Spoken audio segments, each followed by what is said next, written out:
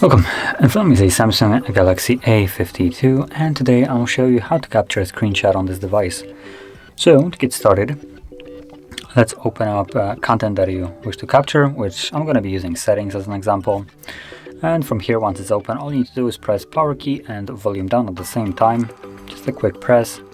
You will have this, well, as you see in the animation, and when you're doing this for the first time, it will bring up this little panel at the bottom with a couple different shortcuts. Now it's gonna stay for the first time basically till you interact with it, which later on it's gonna disappear after a second or so.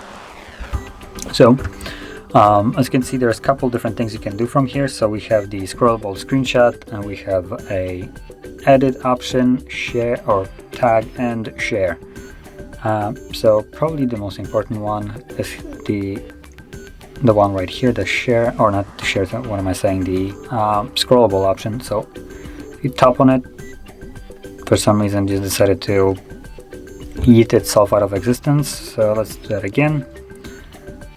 So now if I tap on it, it will scroll a little bit down, and then again I can click on it, and I can continue to click as far as I want or until I reach the end of the page, which for me here would be, I believe, one more click.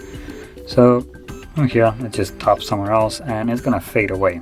Now that those screenshots can be found in your gallery, as you can see, there's the two of those two screenshots that we have captured can be found in here. Now additionally, right now, as you can see, they are smack in the middle of all the pictures. So if you have a lot of pictures taken, they might get lost. So there's an easier way to find them by going into the albums and locating the screenshot folder, which will contain only screenshots. So that being said, that's how we could capture a screenshot on here and where you can also find them. And if you found this very helpful, don't forget to hit like, subscribe, and thanks for watching.